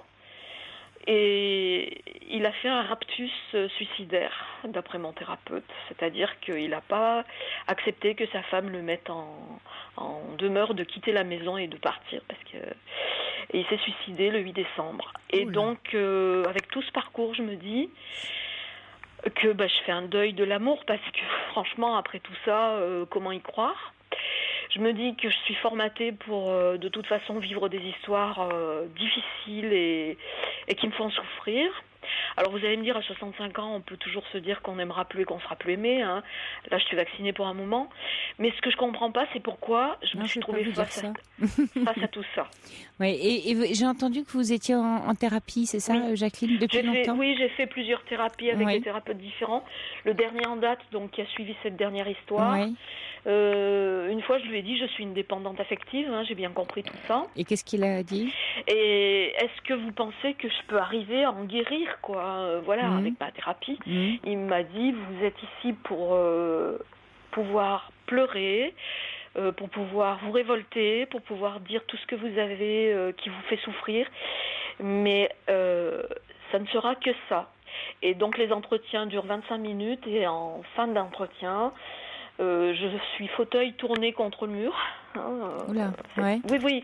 Non, on n'est pas lui derrière son bureau et moi. Je veux dire, le fauteuil est toujours tourné, voilà.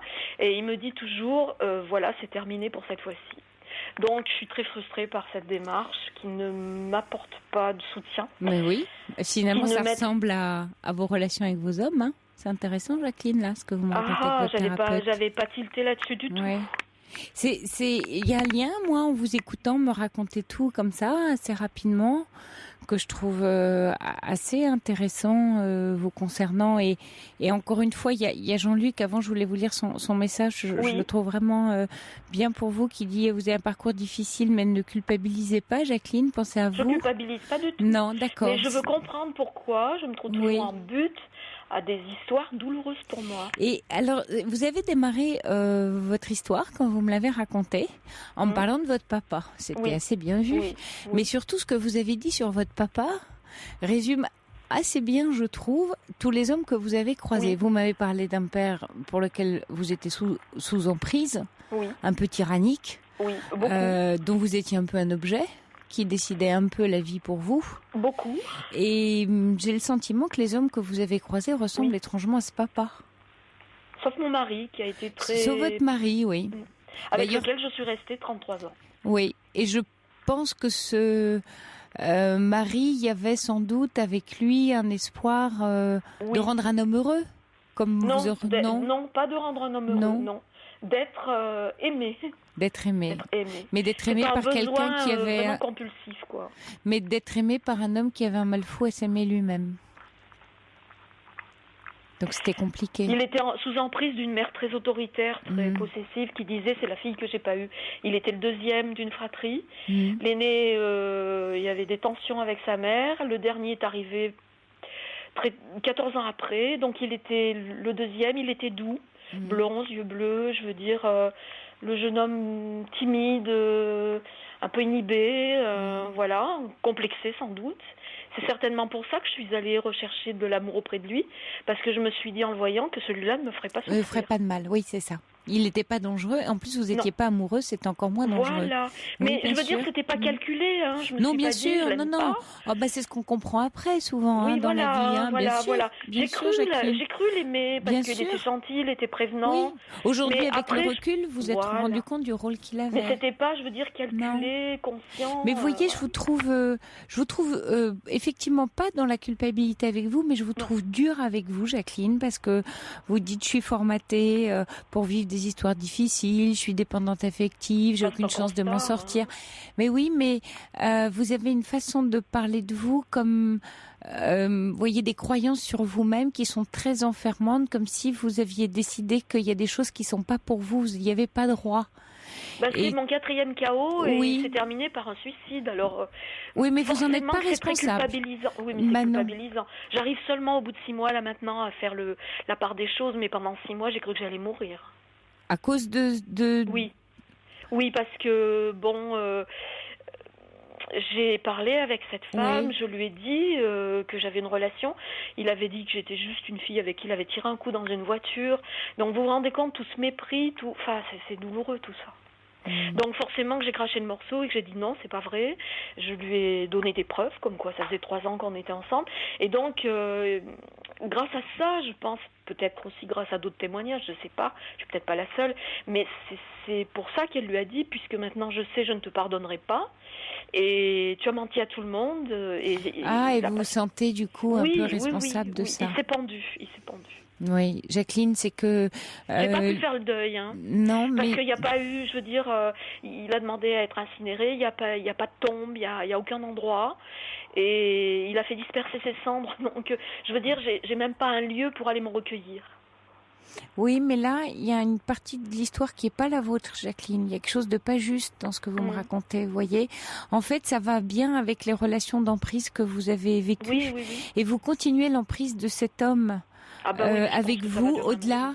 Ben oui, mais vous l'acceptez, vous la décidez. Vous l'appelez même de vos voeux en vivant de cette façon-là, cette relation. Vous voyez, c'est un peu comme si quand vous dites pourquoi je vis des relations difficiles, c'est pas tant que vous vivez des relations difficiles, c'est que vous recherchez à vous mettre vous-même un peu sous emprise d'une histoire ou d'un homme, ou à vous sentir importante en tout cas pour un homme, mais d'une drôle de façon qui vous rend pas heureuse.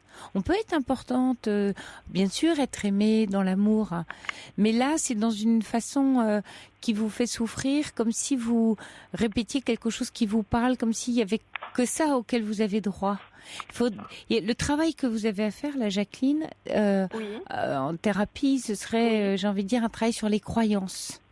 Vous voyez, les croyances, tout ce qu'on nourrit sur l'image, ce qu'on croit qu'on est. Faites même un petit exercice avec, là, ces jours-ci, une feuille de papier, un crayon, et notez tout ce que vous pensez que vous croyez sur vous. Toute la façon dont vous vous voyez. Mais ça m'intéresse beaucoup ce que vous êtes en train de dire, parce qu'aucun des thérapeutes que j'ai consultés en 20 ans ne m'a attiré l'attention là-dessus. Mais ce que j'entends dans ce que vous me racontez, c'est que vous créez vous-même votre propre scénario et vous vous enfermez toute seule dedans, un peu comme si vous êtes vous-même tyrannique avec vous-même, voyez, vous êtes vous-même sous emprise de vos croyances et d'un système que vous créez. Du coup, vous rencontrez forcément des gens qui vous entraînent là-dedans. Alors c'est pas, vous voyez, il n'y a pas à se culpabiliser de ça. Il y a toujours, bien sûr, vous voyez des liens avec une histoire personnelle, mais il n'y a pas de temps quand vous dites maintenant j'ai 65 ans, c'est fini. Non. Et tout à l'heure on avait Nicole en début d'émission qui a 64 ans, qui racontait comment elle avait fait un chemin ces 2 dernières années avec elle-même. La vie est longue et fort heureusement aujourd'hui et on a cette merveille d'être des êtres humains, c'est-à-dire de pouvoir être souple, se recréer sans cesse, s'interroger, se questionner et se remettre sur le métier, vous voyez, comme un métier à tisser. Donc vous pouvez vous retisser. Et vous, il y a tout un travail à faire sur les croyances, sur tout ce que vous entretenez, que vous pensez, qui vous soutiennent et qui en fait vous emprisonnent. Il y a un truc là qui vous enferme. Donc faites ce petit travail. Oui, je suis ravie, je vais le faire effectivement. Et observez après. Après, vous observez comme si vous étiez votre ami. Vous voyez, vous prenez. Ah oui, je suis pas du tout mon ami d'ailleurs. Oui, c'est ce que j'entends. Donc vous changez de siège. Je ne m'aime pas. Oui. Alors symboliquement, une fois que vous avez fait ce petit exercice, vous changez de place. Oui. Vous lisez ce que vous avez écrit et vous interrogez ce qui a écrit à l'aune de vous, de ce que vous savez de vous dans la réalité, dans la vraie vie. Et puis vous allez vous voir que il y a à mon avis 9 trucs sur 10 qui tiennent pas la route. Okay. Et il va falloir se libérer de tout ça, Jacqueline. Oui, vous autoriser. Vous dites, le temps fera. Bien sûr, mais c'est des petits exercices d'assouplissement. Vous voyez, moi j'aime bien dire que le psychisme, c'est aussi comme de la gymnastique physique. Oui. Et on s'assouplit, on fait un travail en souplesse. D'accord. Est-ce que vous avez eu des messages Oui, alors il y a Jean-Luc qui me dit qu'en vous écoutant votre voix, on vous sent très belle. Donc pensez à vous, regardez devant vous. Il vous propose d'ailleurs son téléphone si vous voulez échanger. Donc vous rappellerez Paul ou Jeanne au standard qui vous donneront le téléphone de Jean-Luc. Je reste pas en ligne alors, donc je rappelle. Voilà, vous rappelez au 3921 au standard et il vous dit que vous avez droit au bonheur. Et puis il y a Eridan qui dit vous avez vécu 4 saisons amoureuses dans des ouragans. C'est joli. Il vous reste une 5e saison à inventer, celle de la liberté, de la réconciliation avec vous. C'est joli. C'est très poétique. Hein, je vous laisse sur ce joli message, Jacqueline. Bon courage à vous. Merci de votre appel. Bonsoir. Au revoir.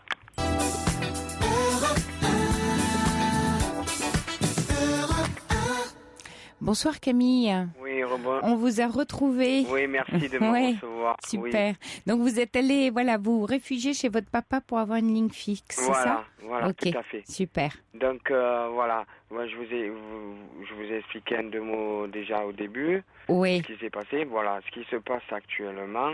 Bon, ma fille est partie, hein, donc j'ai fait une longue dépression, donc maintenant je me sens mieux et j'ai dit à ma femme, je me sens mieux, je me ressens faire les travaux à la maison, avancer les travaux, donc depuis 3 semaines j'ai fait pas mal de travaux et d'avancées, donc tant que c'est ça, elle vient me voir, elle regarde, elle me dit oui là fais attention, puis elle essaie d'un peu regarder, d'un peu me conseiller entre guillemets pour moi je suis à son écoute aussi. Oui. Donc tant que c'est ça se passe pas trop mal.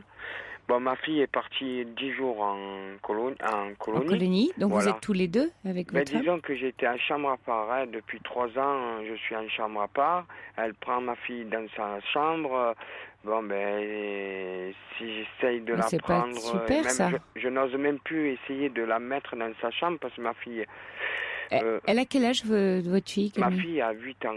Elle a 9 ans. Et la maman dort avec elle ? Et la maman dort avec elle. Elle avait fait déjà ça avant ma dépression pour mon fils. Mais oui, mais c'est pas génial ça, Camille. Hein. Non, c'est pas génial.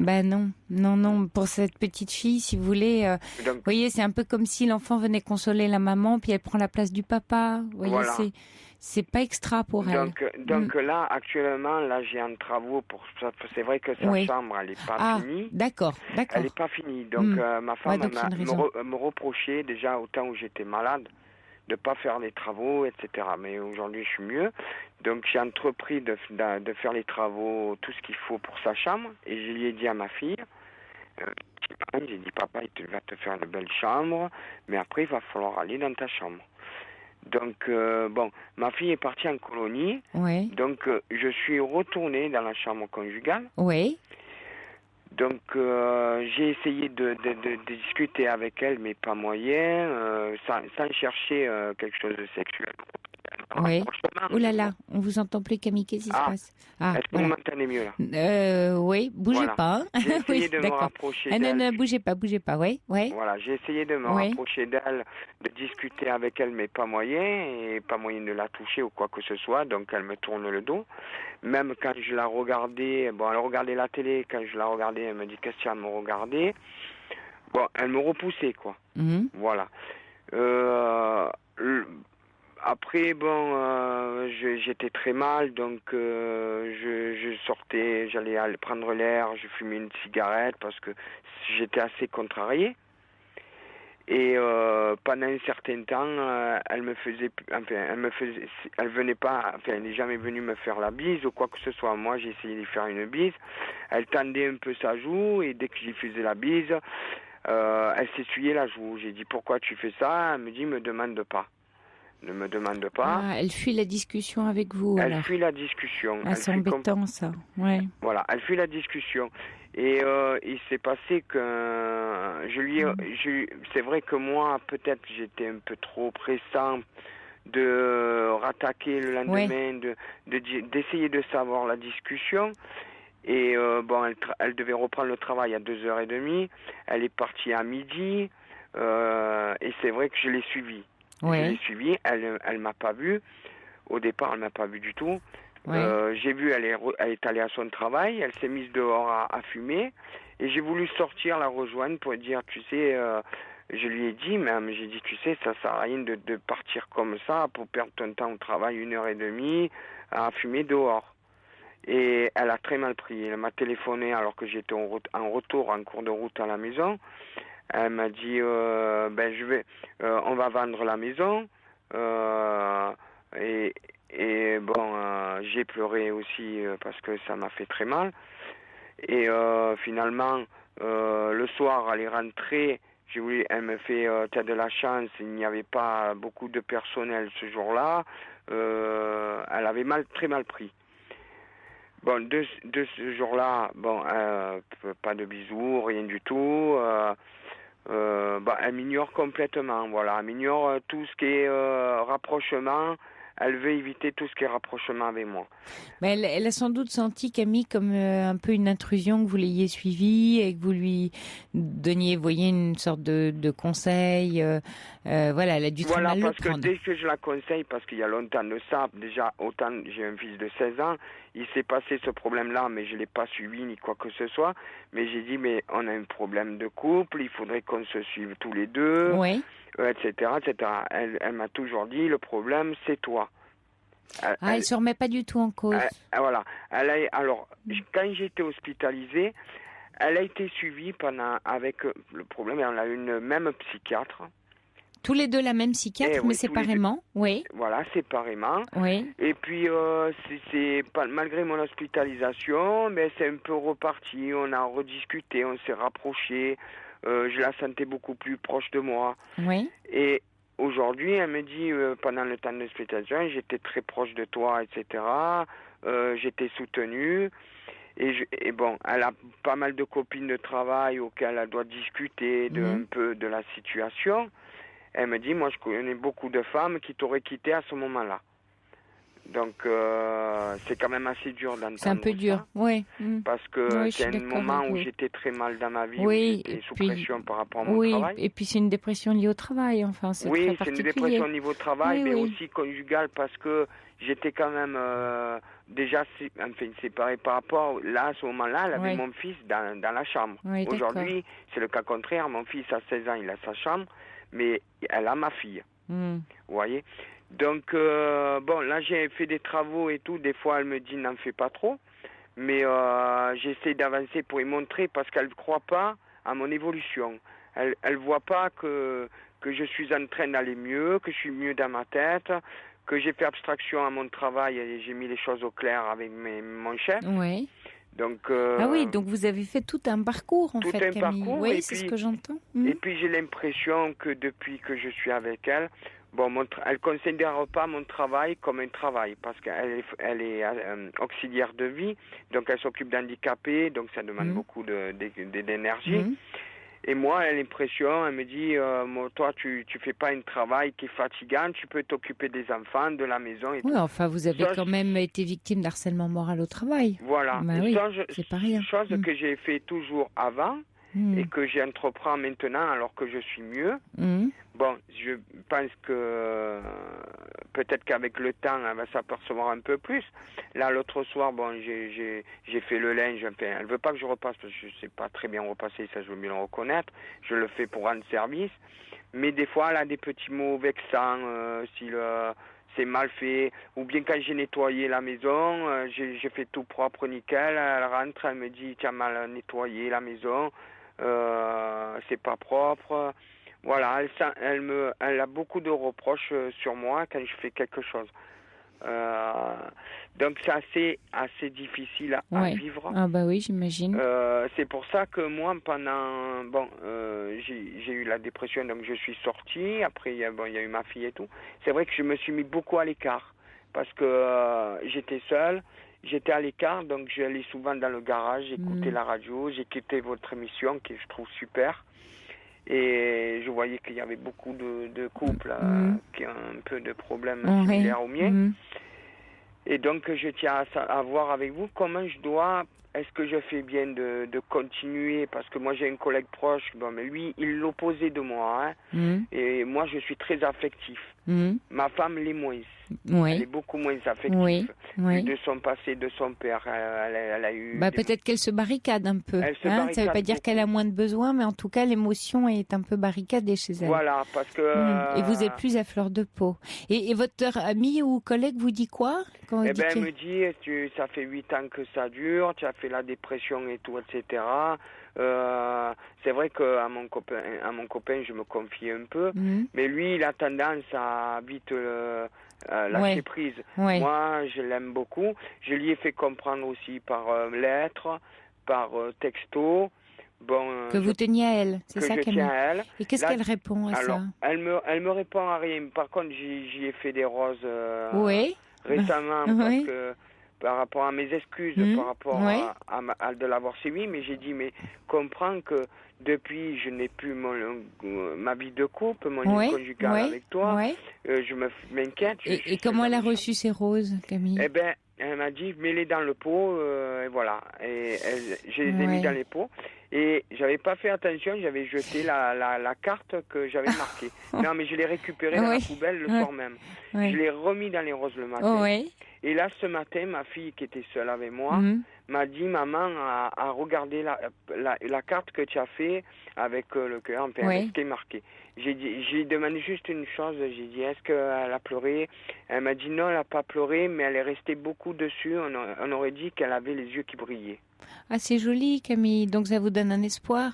Vous savez, je me demandais, Camille, en vous écoutant, peut-être que plutôt que de lui demander de vous parler, vous voyez, et d'en faire beaucoup de choses pour être remarqué par elle, vous voyez, de mettre beaucoup l'énergie qui finalement lui crée une pression sur elle, parce que à la fois vous lui demandez de vous parler, d'expliquer ce qui va pas, vous faites plein de choses pour qu'elle porte un regard sur vous. Donc pour elle qui vous a accompagné durant un moment difficile, peut-être c'est un peu beaucoup là.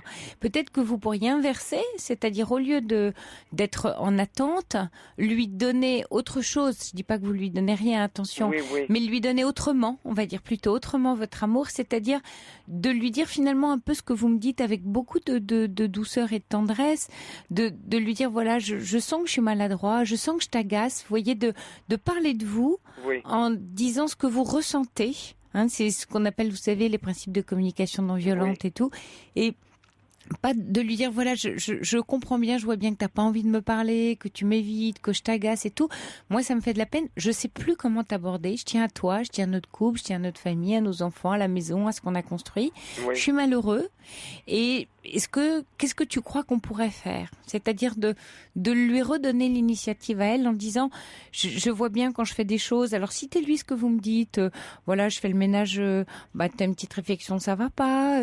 Mais sans lui reprocher. Attention, mais dire un peu tout ce que vous constatez qui vous rend malheureux en vous disant je comprends que je suis maladroit dans ma façon de te parler ou d'être avec toi, et peut-être que toi t'as besoin d'autre chose et que je le sais pas. Donc invitez-la à lui dire de quoi elle a besoin. Qu'est-ce qui lui ferait plaisir vraiment? Si c'est pas les roses ou le petit mot, ou dire je sens que je suis maladroit. C'est très dur parce qu'elle me dit rien. À part quand j'ai dit je t'aime et tout, au départ elle me disait je t'aime pas. T'aime pas. Donc c'est très dur. Bon, quand je l'embrassais, elle s'essuyait avec sa main après avoir fait alors à ce moment... Maintenant, elle le fait plus. Ah, elle le fait plus. Elle le fait plus. À un moment donné, elle était beaucoup à l'écart, c'est-à-dire que elle se mettait sur le canapé, elle mangeait sur le canapé, et moi, je mangeais seul à la table. Là, ces derniers temps, cette dernière semaine, j'ai vu qu'on se mettait ensemble à table. Il y a un petit progrès. Avec les enfants.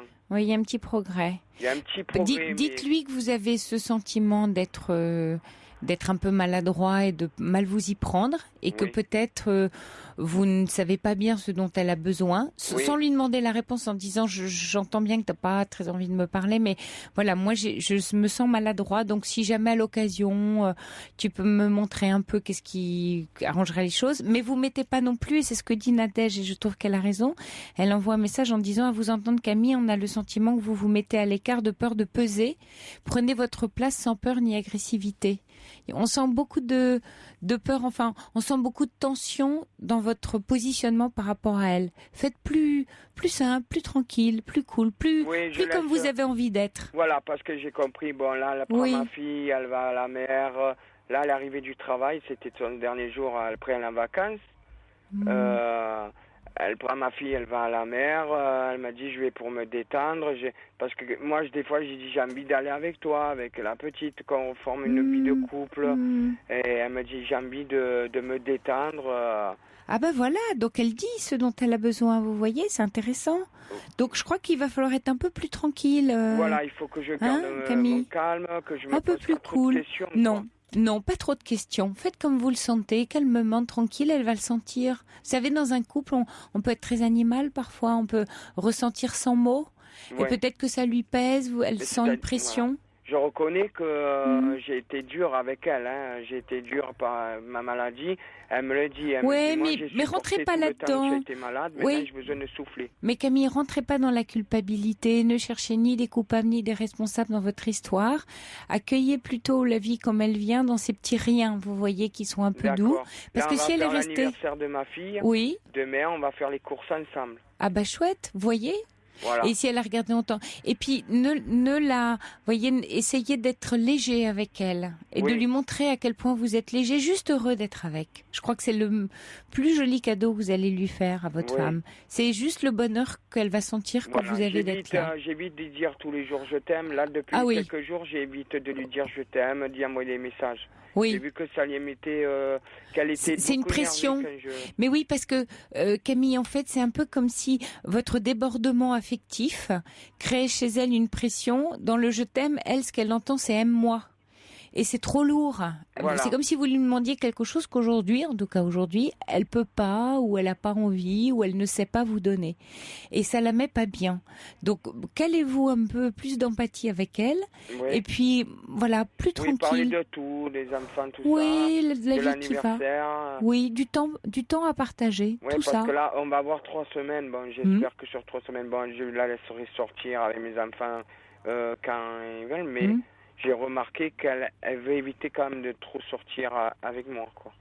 Eh bien, laissez-la tranquille, laissez-la... Je la laisse tranquille. Oui, laissez-la reprendre un peu de gaieté, que la vie soit plus légère. Parce que vous savez, vous venez de traverser quand même un gros traumatisme. Elle aussi, elle est en train de vous dire, pour moi aussi, ça a été dur. Donc, elle a besoin que vous l'entendiez, pas que vous vous culpabilisiez, vous voyez, mais que vous entendiez ça. Et là, il faut apporter, comme vous allez mieux, un peu plus de légèreté dans votre couple. Donc un peu plus de tranquillité. Donc cherchez pas des questions dans tous les sens. Voilà, d'accord. Prenez-la comme elle est, couchez-vous tranquille à côté d'elle, montrez que vous êtes heureux de partager le même lit, rien que ça, et elle va revenir. Vous savez, c'est comme un petit chat sauvage à apprivoiser. Il va falloir réapprivoiser votre femme. C'est joli ça, Camille. Allez, bon courage, je vous laisse. Je vous remercie beaucoup. Bonne nuit Camille. Et bravo à Nicole qui a envoyé son texto à sa fille. Allez, je vous laisse, on se retrouve demain. Très très bonne nuit. Il est 1h, vous écoutez Europe 1 et le Flash vous est présenté par Anne-Sophie Balbir.